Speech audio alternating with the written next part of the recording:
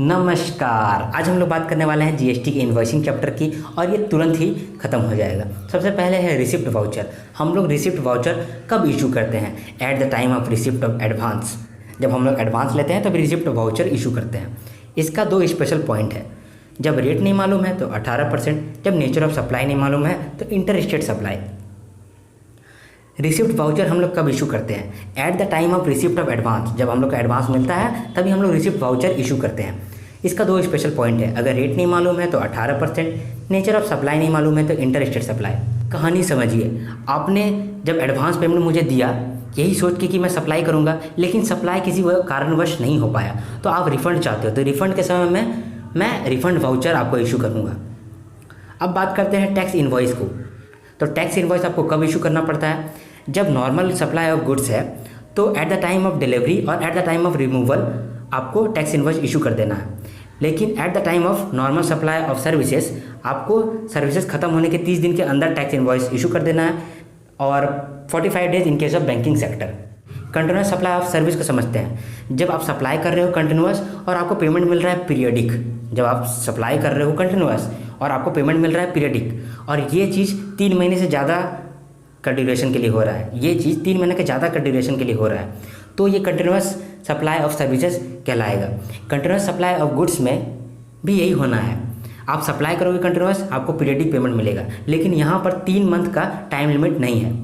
3 month से कम भी हो सकता है, 3 मंथ से ज़्यादा भी हो सकता है, लेकिन कंटिन्यूस सप्लाई ऑफ सर्विसेज में 3 मंथ से ज़्यादा ही होना चाहिए, एक कंटिन्यूस सप्लाई और पीरियडिक पेमेंट।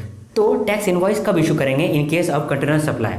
तो in case of continuous supply of services हम लोग अगर पेमेंट डेट असर्टेनेबल है कॉन्ट्रैक्ट से तो ड्यू डेट ऑफ पेमेंट, लेकिन अगर पेमेंट डेट असर्टेनेबल नहीं है तो at the time of receipt of payment.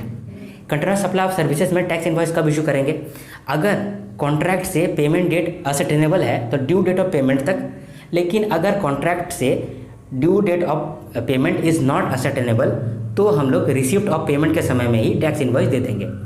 In case of continuous supply of goods जब हम लोग स्टेटमेंट ऑफ अकाउंट्स देंगे तभी हम लोग टैक्स इन्वॉइस भी दे देंगे। जब हम लोग स्टेटमेंट ऑफ अकाउंट्स देंगे तभी टैक्स इन्वॉइस भी दे देंगे। फिर से एक बार फास्ट रिवीजन करते हैं। टैक्स इन्वॉइस क्या होता है? For supply of taxable goods and services और बोथ, उस केस में हम लोग टैक्स इन्वॉइस इशू करते हैं। नॉर्मल सप्लाई के केस में किस तरह से टैक्स इन्वॉइस इशू होगा और कंटिन्यूस सप्लाई के केस में किस तरह से टैक्स इन्वॉइस इशू होगा। तो नॉर्मल सप्लाई के बारे में बात करते हैं। जब गुड्स रिमूवल के समय में या गुड्स के डिलीवरी के समय में हम लोग टैक्स इन्वॉइस देते हैं, और सर्विसेज के केस में हम लोग 30 दिन के अंदर टैक्स इन्वॉइस इशू कर देते हैं, 45 days in case of banking sector. और कंटिन्यूस सप्लाई के केस में अगर कंटिन्यूस सप्लाई ऑफ सर्विसेज है और payment date is ascertainable in the contract तो हम लोग ड्यू डेट ऑफ पेमेंट में इशू कर देते हैं। लेकिन अगर due date of payment is not ascertainable in the contract तो हम लोग क्या करते हैं? At the time of receipt of payment हम लोग टैक्स इन्वॉइस इशू कर देते हैं। कंटिन्यूस सप्लाई ऑफ गुड्स के केस में जब हम लोग स्टेटमेंट ऑफ अकाउंट्स इशू करते हैं उसी समय हम लोग टैक्स इन्वॉइस भी इशू करते हैं। अगर payment is linked to completion of event, if payment is linked to completion of event तो इवेंट के कंप्लीशन पे हम लोग टैक्स इन्वॉइस भी इशू कर देते हैं। अब है गुड्स सेंट ऑन अप्रूवल। अगर goods Saint on approval basis है तो जब अप्रूवल मिल गया उसी समय कर दो, लेकिन मैक्सिमम लिमिट है 6 मंथ। 6 मंथ के अंदर में आपको टैक्स इन्वॉइस दे देना ही पड़ेगा। गुड्स सेंट ऑन अप्रूवल का क्या केस था कि जब भी अप्रूव हो रहा है 6 महीना के पहले जब भी अप्रूव हो रहा है तभी आप टैक्स इन्वॉइस दे दो, नहीं तो 6 मंथ का लास्ट डेट है, 6 मंथ तक में आपको टैक्स इन्वॉइस इशू कर ही देना है। अब है supply of services ceases before completion. अगर सप्लाई ऑफ सर्विसेज खत्म हो जाता है, बीच में ही खत्म हो जाता है सप्लाई ऑफ सर्विसेज, तो खत्म होने से जस्ट पहले आप टैक्स इन्वॉइस इशू कर दो। क्या केस था? अगर सप्लाई ऑफ सर्विसेज बीच में ही खत्म हो जाता है तो आपको खत्म होने से जस्ट पहले टैक्स इन्वॉइस इशू कर देना है। अब supply of services between distinct person. Distinct person का मतलब होता है bank transfer, branch transfer in banking, insurance, telecom and FI. देखिए, ब्रांच ट्रांसफ़र में आपको टैक्स इन्वॉइस इशू करना पड़ता है, लेकिन बैंकों का क्या? बैंकों के तो हज़ारों ब्रांच है, तो हज़ारों टैक्स इन्वॉइस कैसे दे पाएगा वो? तो उन लोगों के लिए वो लोग क्वार्टरली बेसिस पे टैक्स इन्वॉइस इशू कर सकता है। अब बात करते हैं टैक्स इन्वॉइस के कुछ स्पेशल पॉइंट्स के बारे में। Importance of tax invoice. Tax invoice एक बहुत इंपॉर्टेंट डॉक्यूमेंट होता है। क्यों? क्योंकि it is the evidence of supply by the supplier. It is the evidence of supply. It is the evidence of supply by the supplier and it is very necessary to avail ITC by recipient. It is very necessary to avail ITC by recipient. अब बात करते हैं कि goods के case में ये triplicate form में बनता है, यानी एक रेसिपिएंट के लिए, एक ट्रांसपोर्टर के लिए और एक सप्लायर के लिए। लेकिन सर्विसेज के केस में एक रेसिपिएंट को टैक्स इनवॉइस और एक सर्विस सप्लायर को टैक्स इनवॉइस। अब बात करते हैं कि जब भी टैक्स इनवॉइस में आप ऐसा नहीं लिख सकते हो इंक्लूसिव ऑफ ऑल टैक्सेस। नहीं, आपको अमाउंट ऑफ टैक्स इंडिकेट करना ही पड़ेगा। It is very important. So amount of tax shall be indicated prominently in tax invoice other like document. Tax invoice includes revised tax invoice. Now coming to next section, revised tax invoice. मान लीजिए आप 1 तारीख को eligible होते हैं registration के लिए। आपने 30 दिन के अंदर रजिस्ट्रेशन भी करवा लिया। आपको 25 तारीख को सर्टिफिकेट मिला है रजिस्ट्रेशन का, तो आप 25 तारीख के बाद से अब GST कलेक्ट कर सकते हैं, क्योंकि पहले जब आप रजिस्टर्ड नहीं थे तो आप GST कलेक्ट भी नहीं कर पा रहे थे। तो यहाँ पर इफेक्टिव डेट क्या था रजिस्ट्रेशन का? इफेक्टिव डेट तो 1 तारीख से हो जाएगा, क्योंकि आपने 30 डे के विदिन में अप्लाई कर दिया था और आपको डेट सर्टिफिकेट भी मिल चुका है। तो इफेक्टिव डेट ऑफ रजिस्ट्रेशन तो 1 तारीख से है। तो आप बुला सकते हैं जितना भी आपने रेसिपिएंट को बुला सकते हो और रेसिपिएंट को आप रिवाइज टैक्स इनवॉइस दे सकते हो GST कलेक्ट करने के लिए। लेकिन ज़रा सोचिए कि जो अनरजिस्टर्ड है वो बाद में फिर से क्यों आएगा आपको पैसा देने के लिए? वो नहीं आएगा। लेकिन रजिस्टर्ड आदमी लोग जरूर आएंगे रिवाइज टैक्स इनवॉइस भी लेने के लिए, क्योंकि उससे उनको ITC भी मिल सकता है। ये केस था रिवाइज टैक्स इनवॉइस के। आपको जब रजिस्ट्रेशन का सर्टिफिकेट मिला और आपका तभी आँख खुला कि अरे अब तो पिछला महीना मैंने जितना भी किया था, इफेक्टिव डेट तो पिछला महीना से, पिछला महीना मैंने जितना भी सप्लाई किया था उस पर तो मैंने GST कलेक्ट करना था, तो अभी मैं कलेक्ट करूँगा। तो आपको टाइम लिमिट ये है कि अब आप 30 दिन के अंदर जितना भी रिवाइज टैक्स इनवॉइस है वो इशू कर दो। ओके, अब हम लोग बात करते हैं self invoice and payment voucher के बारे में। देखिए, रिवर्स चार्ज मैकेनिज्म के अंतर्गत in case of reverse charge mechanism the recipient shall issue self invoice to himself if the supplier is unregistered. Reverse charge में क्या होता है? जो रेसिपिएंट होता है वही GST पे करता है। तो मैं रेसिपिएंट हूँ, मैं ही GST पे करूँगा। लेकिन सप्लायर अनरजिस्टर्ड है, तो क्या हुआ? सप्लायर अनरजिस्टर्ड है लेकिन मैं तो रजिस्टर्ड हूँ और मैं ही तो रिवर्स चार्ज मैकेनिज्म के अंदर मैं गवर्नमेंट को टैक्स दूंगा। तो मैं सेल्फ इनवॉइस काट लूँगा और मैं अपने ही फाइल में रख लूँगा। ये सेल्फ इनवॉइस का कॉन्सेप्ट था। तो इसका ड्यू डेट क्या है? Due date of invoice is same as tax invoice. जो टैक्स इनवॉइस का ड्यू डेट था वही ड्यू डेट सेम है यहाँ पर। जब हम लोग सेल्फ इनवॉइस काट करके अपना फाइल में ही लगा देंगे तो उसको हम लोग पेमेंट वाउचर पकड़ा देंगे।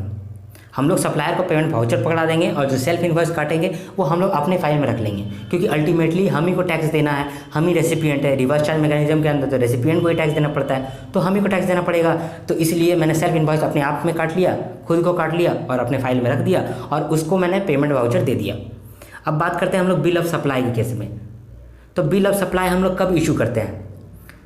For supply of exempted goods services for supplying under composition scheme हम लोग बिल ऑफ सप्लाई करते हैं। जहाँ पर भी GST नहीं लगता है ना, वहाँ हम लोग बिल ऑफ सप्लाई दे देते हैं। हम लोग बिल ऑफ सप्लाई वहीं इशू करते हैं जहाँ पर GST नहीं लगता है। तो इसका ड्यू डेट क्या है? इसका भी due date is same as tax invoice का ड्यू डेट। एक ही कागज़ जिसमें बिल ऑफ सप्लाई का भी काम हो जाए और इनवॉइस का भी काम हो जाए। Invoice cum bill of supply हम लोग कब इशू करते हैं? देखिए, जब हम लोग अनरजिस्टर्ड बायर को टैक्सेबल सप्लाई भी करते हैं, एग्जेम्प्टेड सप्लाई भी करते हैं। फॉर एग्जांपल हम लोग कोचिंग चला रहे हैं, तो कोचिंग में एक सर्विस दे रहे हैं और एक बुक्स भी दे रहे हैं। तो इसमें 2 चीज़ है, एग्जेम्प्टेड सप्लाई भी है, टैक्सेबल सप्लाई भी है। तो अब हम लोग क्या करें? हम लोग सेल्फ इनवॉइस भी हमको रखना था और ऊपर से हमको बिल ऑफ सप्लाई भी देना था एग्जेम्प्टेड के लिए। तो हम लोग यहाँ क्या कर सकते हैं कि हम लोग दोनों को मिक्स कर सकते हैं। मतलब एक ही चार्ट में आपको इनवॉइस भी मिल जाएगा और बिल ऑफ सप्लाई का भी काम हो जाएगा। फिर invoice cum bill of supply हम लोग कब इशू करते हैं? For taxable cum exempted supply to unregistered person, invoice cum bill of supply में बी इशूड। नाउ इसका ड्यू डेट क्या है? इसका भी due date same as tax invoice का है। अब आगे बढ़ते हैं। तो अब हम लोग बात करते हैं क्रेडिट नोट के बारे में। तो क्रेडिट नोट रॉड के केस में होता है। Return of goods, over billing, deficient of supply. जब रिटर्न ऑफ गुड्स होता है, जब ओवर बिलिंग होता है, जब डेफिशिएंट ऑफ सप्लाई होता है, तभी क्रेडिट नोट होता है। फॉर इंस्टांस आप समझ लीजिए कि आपने 12,000 का टैक्स इन्वॉइस काट दिया, लेकिन होना चाहिए था 10 का ही, तो 2,000 तो आपने ज़्यादा का काट दिया। तो बाद में आपको पता चला कि अरे यार 2,000 का ज़्यादा काट दिया, तो 2,000 का ज़्यादा काटा होगा, तो 2,000 पे भी तो हमने जीएसटी दिया होगा, तो वो तो 2,000 पे जीएसटी नहीं देना चाहिए था। तो आप क्रेडिट नोट इशू करोगे 2,000 का, जो कि आपका जो मेन टैक्स इन्वॉइस का अमाउंट है उसको घटा देगा। ओके, तो क्रेडिट नोट इशू करने का टाइम लिमिट है। अगर टाइम लिमिट नहीं रखेंगे तब तो 2 साल बाद, 4 साल बाद, 6 साल बाद लोग बोलेंगे कि अरे क्रेडिट नोट इशू कर दो, हमने ज़्यादा टैक्स दे दिया था, तब तो गवर्नमेंट को टैक्स का लॉस हो जाएगा। इसलिए गवर्नमेंट ने इस पर टाइम लिमिट इम्पोज कर दिया है। टाइम लिमिट क्या है? 30 सितंबर ऑफ नेक्स्ट ईयर और date of return filing of next year whichever is earlier. अगले साल का 30 सितंबर या फिर रिटर्न फाइलिंग का date whichever is earlier तक ही आप क्रेडिट नोट इशू कर सकते हो। क्रेडिट नोट कब इशू होता है? रॉड के केस में, return of goods, over billing, deficient of supply. अगर आपने सप्लाई ही कम कर दिया है, या फिर ओवर बिलिंग कर दिया था, या फिर गुड्स जो आपने दिया था वो रिटर्न हो गया। ओके, लेकिन इसका कुछ कंडीशन है, क्रेडिट नोट का कुछ कंडीशन है। आपका टैक्स लायबिलिटी तो ज़रूर कम होगा, सप्लायर के लिए टैक्स लायबिलिटी तो ज़रूर कम होगा, provided that recipient reverses the excess ITC. जब हमने टैक्स दिया था तो रेसिपिएंट ने आईटीसी भी तो क्लेम कर लिया होगा, तो हम लोगों को वापस से टैक्स तभी रिफंड होगा जब वो रेसिपिएंट आईटीसी रिवर्स करेगा। Okay, in tax liability of supplier, reduction in tax liability of supplier for credit note issued allowed only if recipient reverses the excess ITC। तो समराइज करते हैं, क्रेडिट नोट कब होता है? रॉड के case में, return of goods, over billing, deficient of supply. Okay, कब तक हम लोग इसको इशू कर सकते हैं? नेक्स्ट साल का 30 सितंबर और नेक्स्ट साल का date of return filing whichever is earlier. ठीक है, उसका एक कंडीशन भी है इसमें कि इसका एक कंडीशन भी है कि आईटीसी रिवर्स जब करेगा तभी हमको मेरा टैक्स लायबिलिटी कम होगा, नहीं तो टैक्स लायबिलिटी कम नहीं होगा। अब बात करते हैं डेबिट नोट।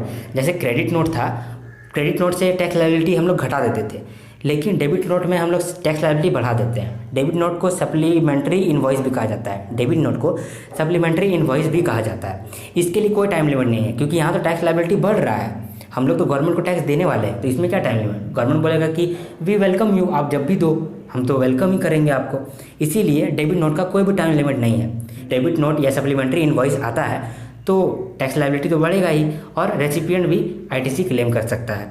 जब क्रेडिट नोट ओवर बिलिंग के केस में हो रहा था, तो डेबिट नोट यानी सप्लीमेंट्री इनवॉइस अंडर बिलिंग के केस में होगा। अब बात करते हैं हम लोग कंसोलिडेटेड टैक्स इनवॉइस को।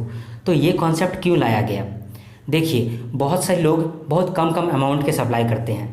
जैसे कि आप अगर एक चाय दुकान में जाओगे तो वो 20 रुपये का चाय दे रहा है, फिर 20 रुपये का चाय दे रहा है, तो क्या हर समय वो टैक्स इनवॉइस काटेगा?